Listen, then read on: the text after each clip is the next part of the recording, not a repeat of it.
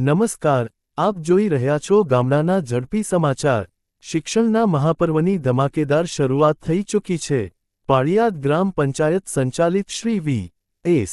Zed. હાઈસ્કૂલમાં આજે પ્રગતિ કા પ્રવેશોત્સવ કાર્યક્રમ ભારે હર્ષોલ્લાસ સાથે ઉજવવામાં આવ્યો। આજના આ ખાસ પ્રસંગે સ્થાનિક ધારાસભ્ય શ્રી ઉમેશભાઈ મકવાણા અને તાલુકા વિકાસ અધિકારી શ્રી વી.એ. ગઢવી સહિતના ઉચ્ચ પદાધિકારીઓ ખાસ ઉપસ્થિત રહ્યા હતા। શાળાના આંગણે પગ મૂકતા જ નવોદિત વિદ્યાર્થીઓનો ઉત્સાહ બેવડાયો હતો। ધોરણ 9 અને 11ના તમામ નવા વિદ્યાર્થીઓને મહેમાનોના વરદ હસ્તે પાઠ્યપુસ્તકો અને કંપાસ બોક્સની કીટ આપીને આવકારવામાં આવ્યા હતા। એટલું જ નહીં, ગત વર્ષે ટોપ કરનારા તેજસ્વી તારલાઓનું પણ વિશિષ્ટ સન્માન કરાયું હતું। કાર્યક્રમ દરમિયાન પાળિયાદના સરપંચ શ્રી વિજયભાઈ ખાચરે શાળામાં ધોરણ 11ની મંજૂરી મળવા પાછળના પંચાયતના ભગીરથ પ્રયાસોની વિગતો આપી હતી અને આગામી દિવસોમાં વિદ્યાર્થીઓ માટે અદ્યતન પુસ્તકાલય બનાવવાની જાહેરાત પણ કરી હતી। આ કાર્યક્રમમાં ગામના અગ્રણીઓ, તલાટી મંત્રીઓ, શિક્ષણ વિભાગ અને આરોગ્ય વિભાગના અધિકારીઓ તેમજ મોટી સંખ્યામાં વાલીઓ હાજર રહ્યા હતા। પાળિયાદથી અહેવાલ જયદેવ વી. મંડીર। પાળિયાદ ગામડાના ઝડપી સમાચાર। સર, આપનો પરિચય? ગુણવંતરાય હર્ષરાય દવે, વસુદેવ હાઈસ્કૂલ પાળિયાદમાં અંગ્રેજી મદદનીશ શિક્ષક તરીકે હું કાર્ય કરું છું। આ જે કાર્યક્રમ રાખ્યો એની વિશે શું કહેશો?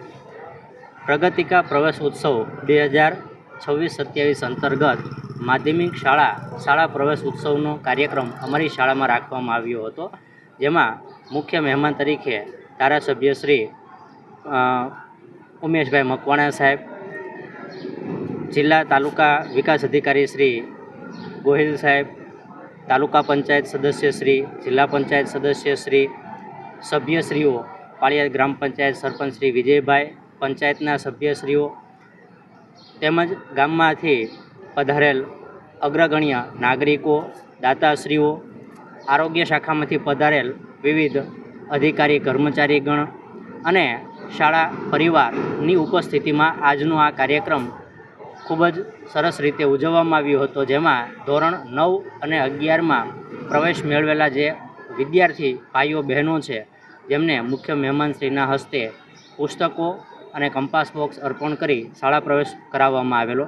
તેવી જ રીતે ગત વર્ષે ધોરણ 10 અને 12માં જે વિદ્યાર્થીઓ પ્રથમ, દ્વિતીય અને તૃતીય ક્રમ હાંસલ કરેલ તેવા વિદ્યાર્થી ભાઈઓ બહેનોને એક નાનકડી પુરસ્કૃત કીટ આપી અને સન્માનિત કરવામાં આવેલ હતા।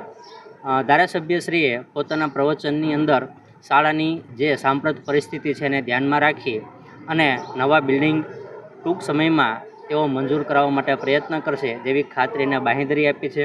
સાથોસાથ કન્યા કેળવણી માટે પણ એમણે પૂરતું ધ્યાન આપી અને નગરજનોને ખાસ આગ્રહભરી વિનંતી કરી છે કે ગામમાં કોઈપણ દીકરી કે દીકરો અભ્યાસથી વંચિત ન રહે તેનું ખાસ ધ્યાન રાખી અને એ માટે પ્રયત્ન કરો અને શક્ય હોય અને જો કદાચ એમની ધારાસભ્યશ્રીની સહાયતાની કોઈ પણ જરૂર પડે તો એના માટે એમને જાણ કરે અને આ દરેક તકે એ પોતે અગ્રેસર રહી, સાથે રહી અને કાર્ય સફળ કરવા માટેનો પ્રયત્ન કરશે એવી શુભ ભાવના, લાગણી એમને વ્યક્ત કરેલ।